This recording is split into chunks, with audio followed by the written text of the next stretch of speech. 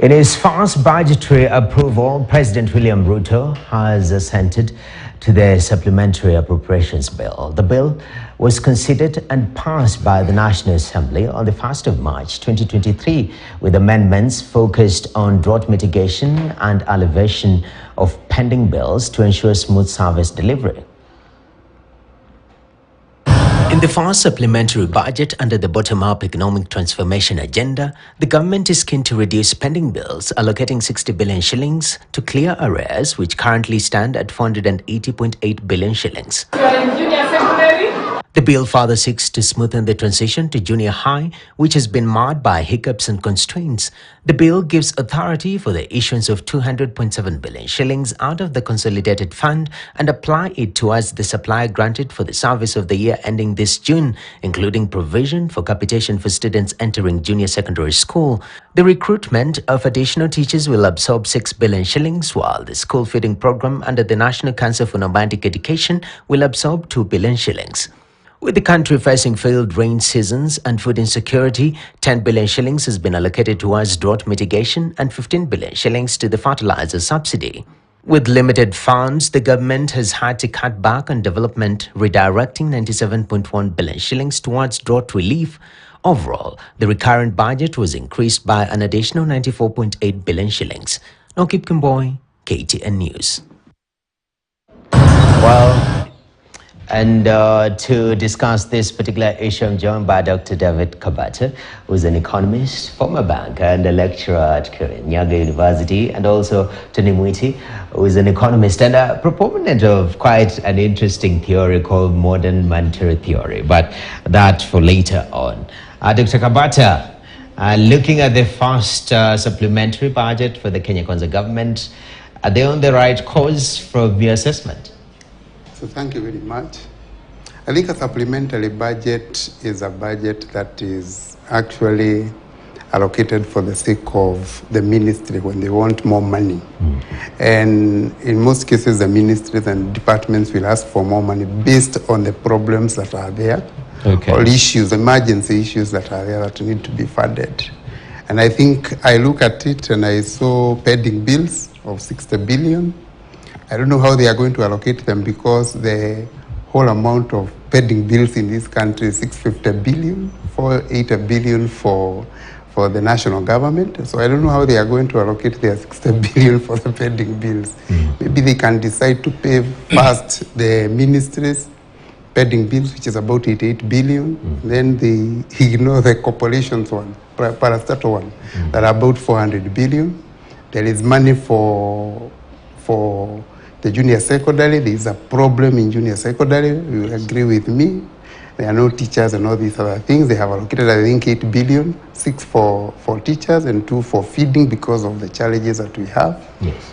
And I think the only misplaced money for me, although I thought that they were doing that for the sake of increasing the amount of money circulating in the country, was the Hustler Fund. But all these others, we have a way of, actually we have some of the money are to jumpstart the economy, like for the pending bills. Yes. Yes. Definitely. That's quite interesting.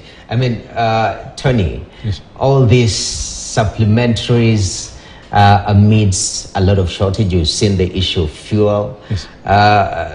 Reading some of your propositions as part of the solution, especially this modern monetary theory, Yes. seems to be a silver bullet to all our problems if you are to follow it, and yet the government is not privy to it. Am I correct in this assessment?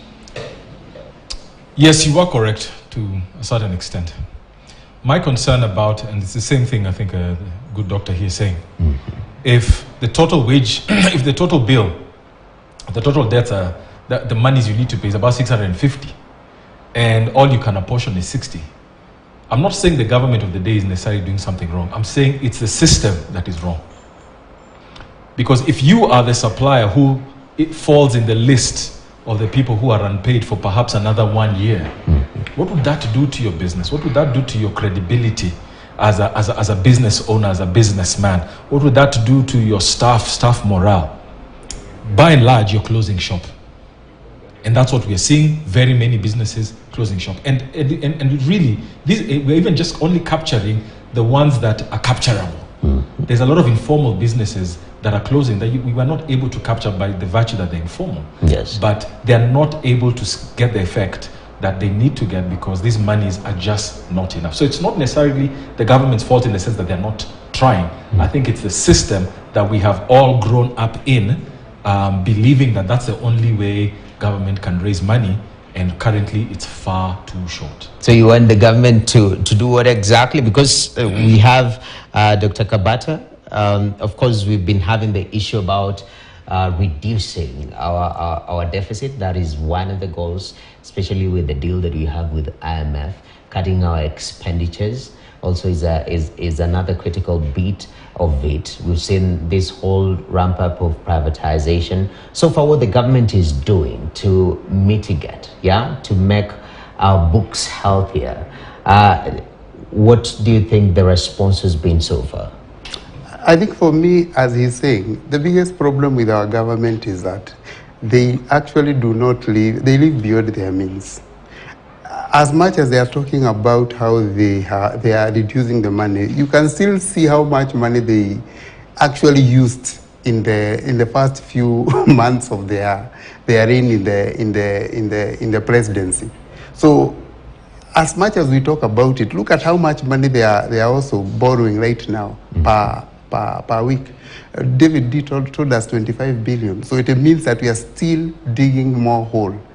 And I think the argument is that because they are going for the concession loans, the cheap loans from the World Bank, and trying to repay the Eurobonds, the expensive loans, maybe it will augur well in future for us. But I don't think that we are going anywhere. Basically, if you look at what the government did last week, I think last week, is that they went to Parliament to tell Parliament to increase the debt ceiling from there were there were 10 trillion to move the ceiling and introduce percentage of GDP.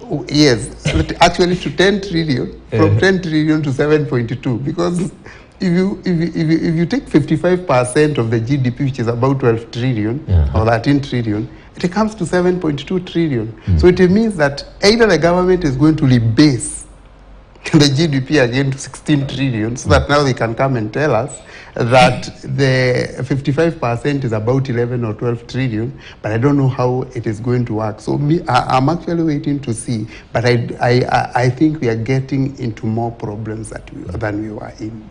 How do you get out of this kind of hole that we are in as we speak right now? What my suggestion, and MMT economists worldwide, the team that I belong to, is we're saying we need a whole new perspective.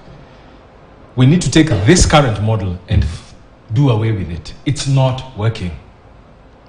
And you know, unfortunately for an economy, when you say it's not working, there will always be activity. There will never be a day where the economy is completely standstill. There'll always be some activity. Okay. But it's just that what the output of that activity is far too little, and there's too much hurt in the commercial, in the financial, in the economic sector. I'll give you one example of a tool that I advocate for, and actually we saw the CS of Agriculture, utilizing this on the 1st of March. I think it was in the newspapers. In our relationship with Pakistan, because also Pakistan's economy has really depreciated, Kenya exports more or less around 5%. I mean, Pakistan imports about 5% of our Kenyan tea. So we need them. As much as the economy is doing badly, we need that demand to keep coming. So what did they do? A very clever idea, which we came up with about 6 months ago. We actually wrote about it in the newspaper, is to barter trade. So we are now in discussions with Pakistan, official discussions, where we are bartering our tea with their rice. And ideally, just look for some equilibrium, and you can be able to literally do that exchange for either minimal or no cost. Now, there'll always be some cost, but we have then an additional proposal on top of that. Okay.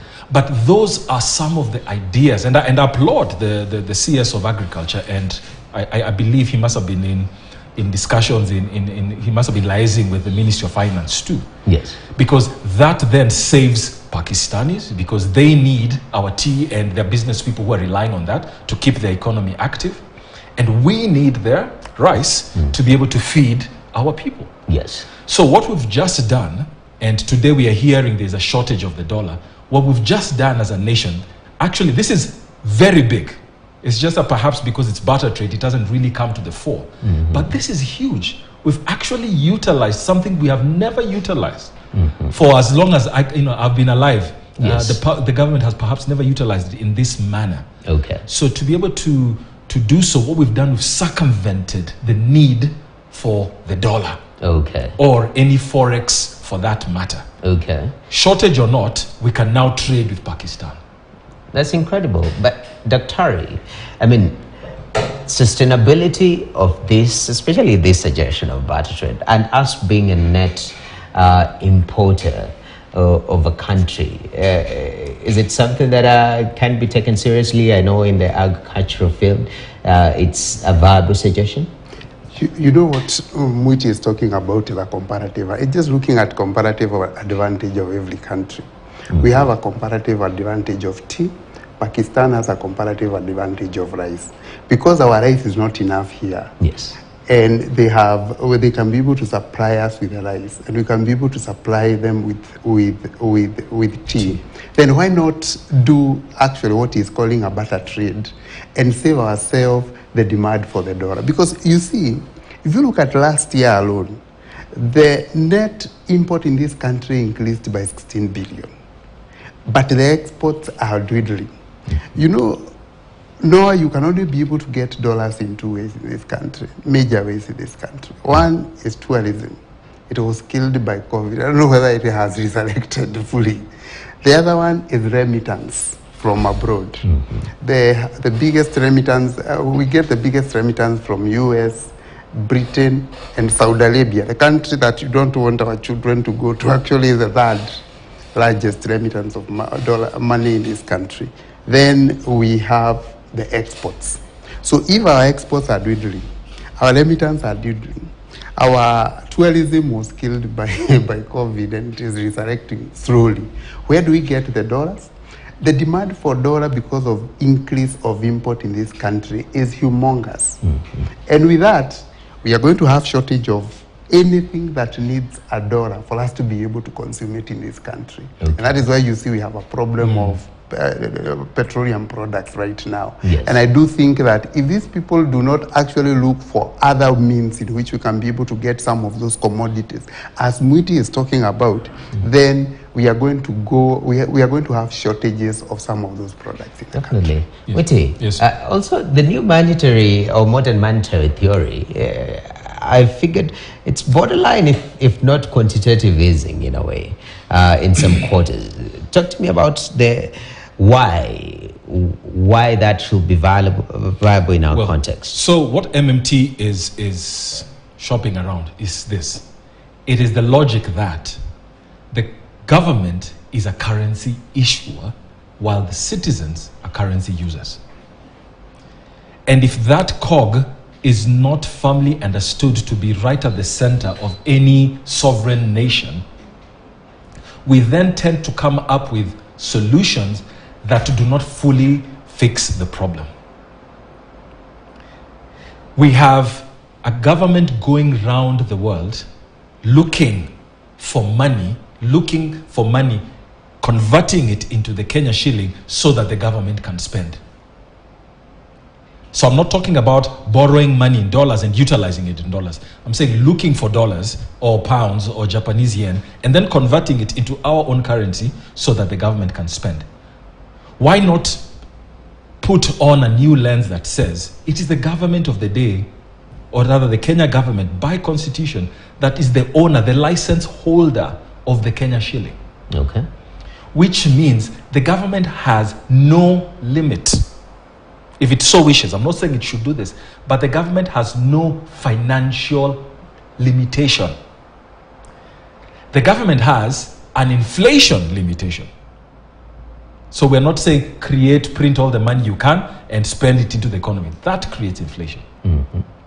But is there no way, and we're saying there is a way, to do analysis pre-disbursement, to do an inflation analysis pre-disbursement, and say the economy of Kenya has gone down, say, by let's say we've lost 10 trillion shillings over the last 2 years, maybe 5 trillion shillings a year. Okay. Is there no way, with all the intelligentsia we have, with the Parliamentary Budget Office, with Central Bank, with all the good folks sitting at Treasury, besides all the numerous consultants like us, who can come up with an index, a criteria of saying, I think if we can create 20 billion and utilize it in such a manner, and it will not cause inflation. And then simply go ahead and do it.